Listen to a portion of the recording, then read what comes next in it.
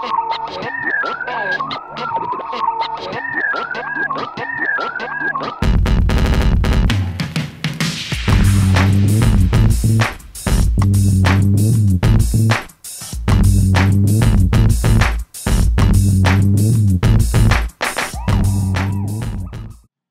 guys, how's it going? It's Steph Davis here from flipthiswholesaler.net, and I have another reader mail question for you guys.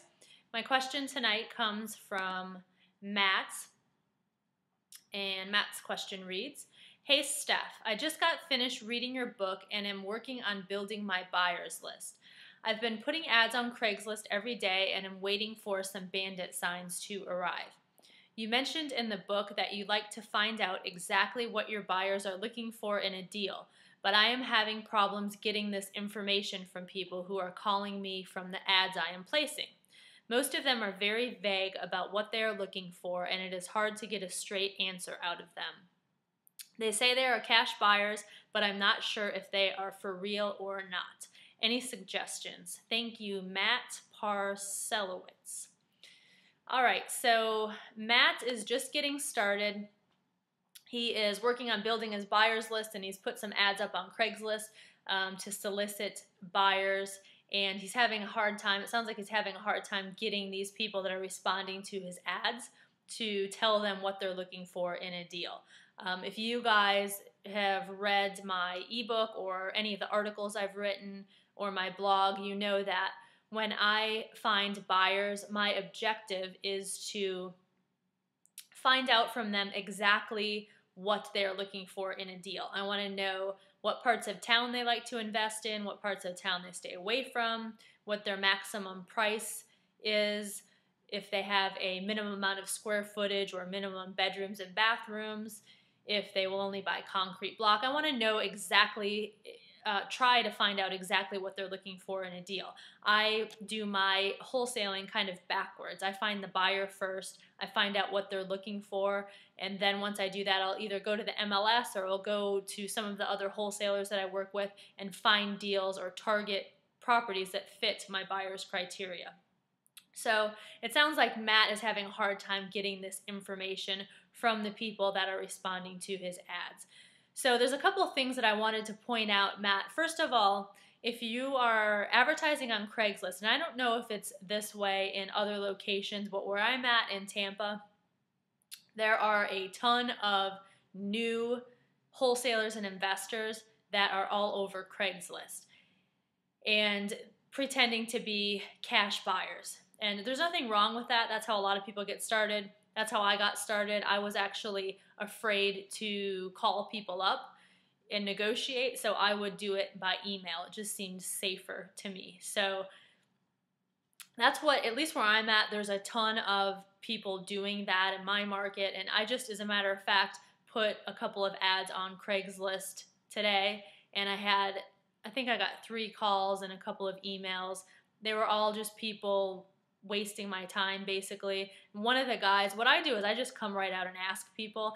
I'm pretty good at, my BS detector is pretty accurate, so I can usually tell within a couple of seconds if the person is a for real buyer or not. But I'll just come right out and ask. If I have doubts, I'll just say, are you a wholesaler?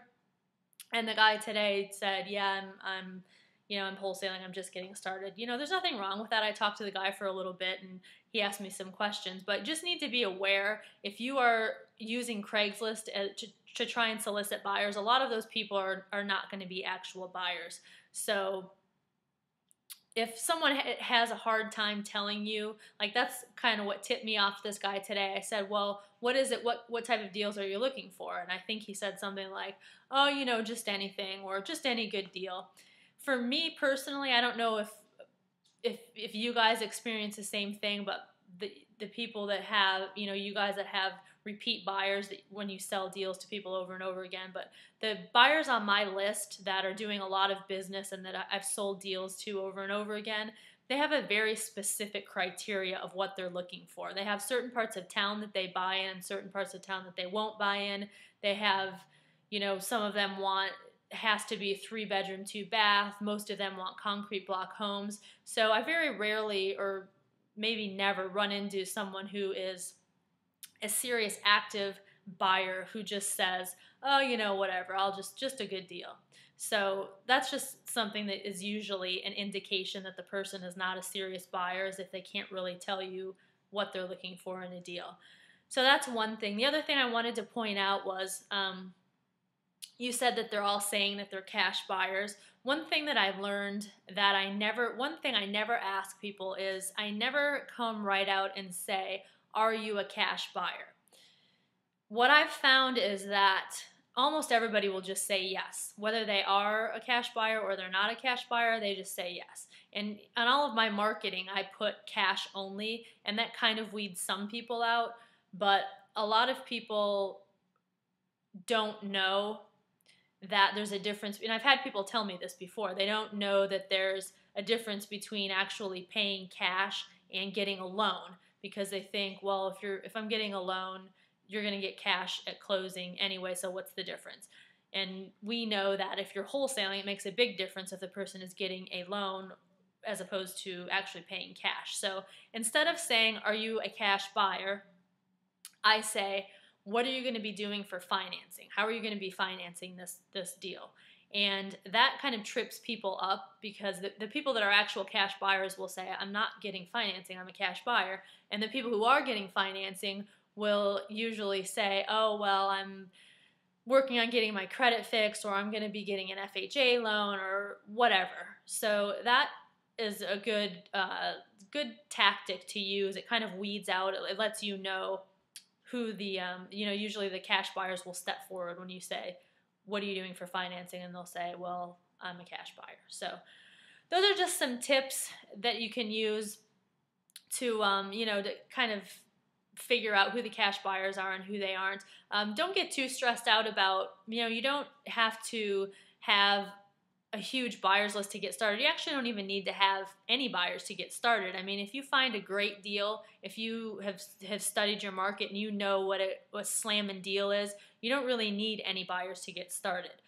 If you find a great deal, you're going to be able to sell it fast.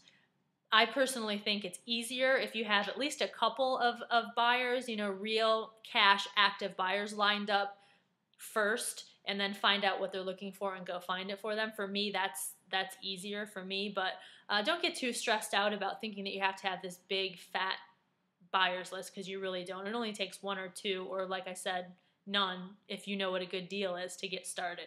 So anyway, I hope that answered your question, Matt. If you have any further questions, or if anyone else has questions or needs me to clarify anything, feel free to leave a comment and I will be happy to answer. And until next time, I'll see you guys next time. Take care. Bye-bye.